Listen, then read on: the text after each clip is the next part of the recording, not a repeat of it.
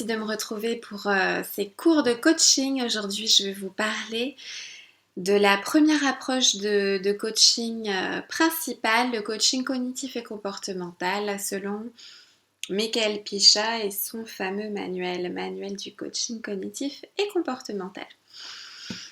Alors, c'est pour donner suite au cours sur les fondamentaux du coaching, car cette approche actuelle se concentre sur deux piliers principaux, ceux qu'on a vus précédemment, à la fois le stoïcisme antique et le constructivisme.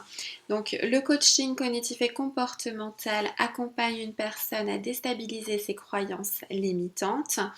Il cherche avec l'écoute active, grâce à un processus de dialogue, de relationnel, d'identifier les contenus et processus de pensée du bénéficiaire. Les contenus de pensée, c'est tout ce que la personne nous amène de son réel en fait, tout ce qui permet d'identifier quelles sont les différentes normes pour elle, ses croyances, ses pensées automatiques, ses ruminations, tout ce qui va la bloquer, tout ce qui va la paralyser, tout ce qui va l'empêcher de réaliser ses projets, d'agir et de réussir, et ce qui va lui créer une forme de souffrance. Les processus de pensée constituent en fait tous les mécanismes qui sont à l'origine de ces croyances-là.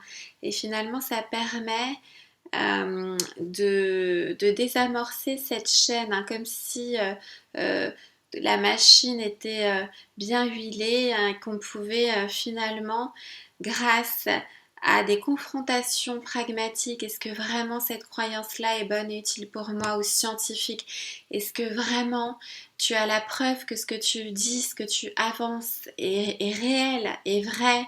Comment le sais-tu? Comment sais-tu que cette personne ne t'apprécie pas? Qu'est-ce qui te dit que dans le monde ça marche forcément comme ça?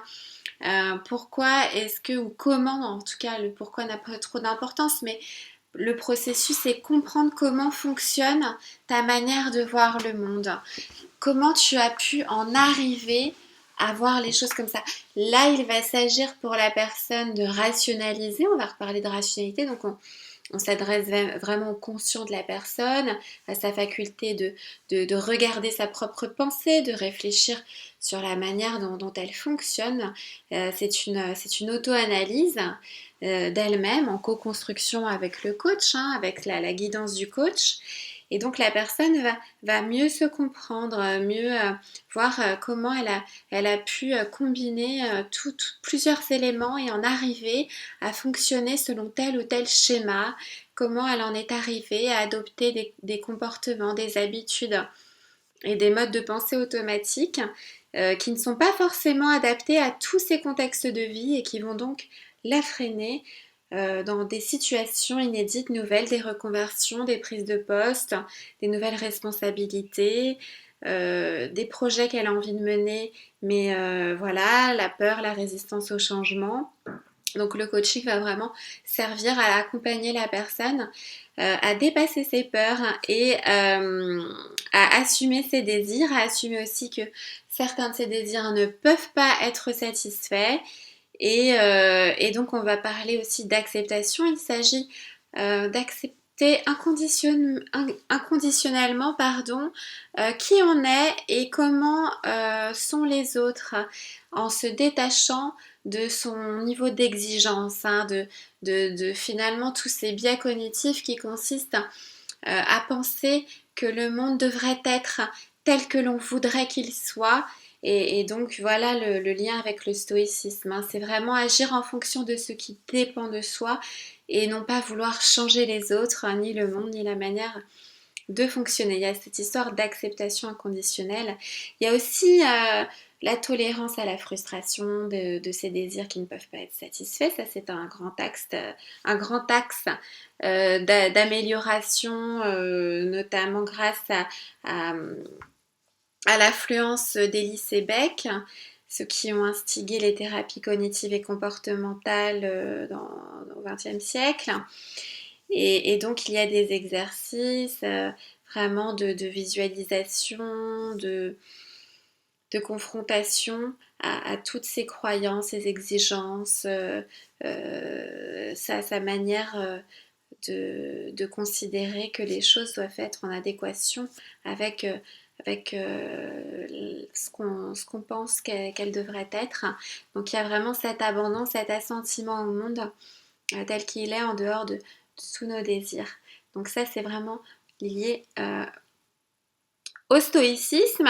Ce qui est lié au constructivisme, c'est faire bien prendre conscience à la personne qu'elle se crée elle-même son propre enfer, hein, ou ses propres limites, parce que la réalité est telle qu'elle veut bien l'apercevoir.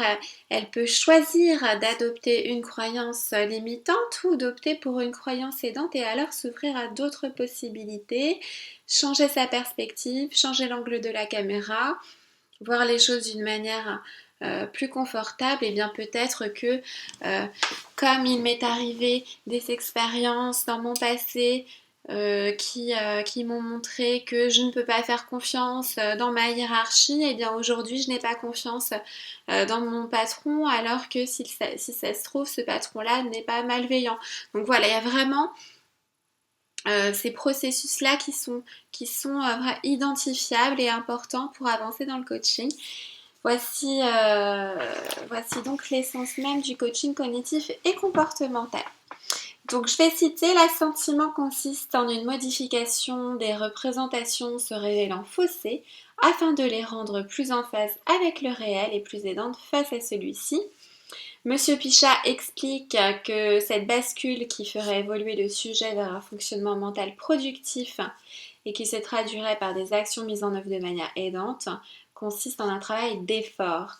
Cette notion d'effort amène à penser de manière sociologique et philosophique au principe de base de l'esprit critique, qui serait un recours aux dérives de pensée unique, pouvant conduire à la mise en place, par exemple, de dérives sectaires, stigmatisation et rejet. Ce qui est très beau dans cette approche, c'est la tolérance universelle, hein, je vous disais, cette acceptation inconditionnelle des différences, hein, du monde tel qu'il est, sans pour autant renier ses valeurs, parce que on parle aussi d'abandonner certains comportements pour en adopter d'autres euh, plus importants, utiles et bons pour nous. Les valeurs, c'est faire des petits pas vers des actes qui correspondent à notre être profond, à la personne qu'on veut être, qu'on voudrait être, qu'on aspire à être. Et donc cet esprit d'analyse, hein, cette rationalité est vraiment importante et donc le CCC est un digne héritier de toutes ces mouvances philosophiques et rationnelles dont je viens de vous parler dans les fondamentaux.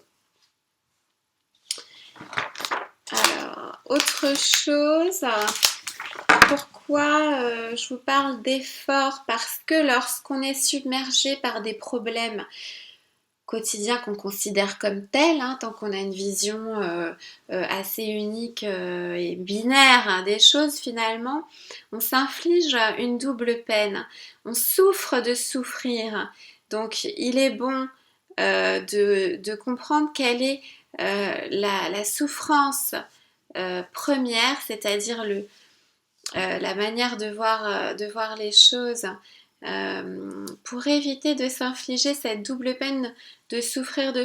Et là, le fait de ne plus avoir de double peine parce qu'on a identifié sa première peine, hein, si je peux m'exprimer ainsi, ça va être de libérer de l'énergie. Et cette énergie-là, elle va nous servir justement à s'activer, à se motiver et à se réaliser, à tenter d'autres choses. Et ça va être très bien pour libérer la résistance au changement. La résistance au changement, c'est quand on a tout essayé, quand on est en épuisement émotionnel, professionnel, burn-out, tout ce qu'on entend sur l'épuisement, et on se dit mais à quoi bon, je préfère rester dans ma situation inconfortable, je ne sors pas de ma zone de confort, même si c'est un véritable inconfort pour moi, une souffrance, parce que de toute façon je souffre tellement que je n'ai pas d'énergie. Le coaching va vous servir à vous libérer du fardeau de la double peine, ce qui va pouvoir libérer une nouvelle dynamique. Voilà pour le coaching cognitif et comportemental. Je vais maintenant vous parler d'une autre approche, c'est la psychologie positive. Cette approche est scientifique, alors on ne pourra pas accuser le coaching de ne sortir de nulle part. Je vous explique ça en deuxième partie. À tout de suite.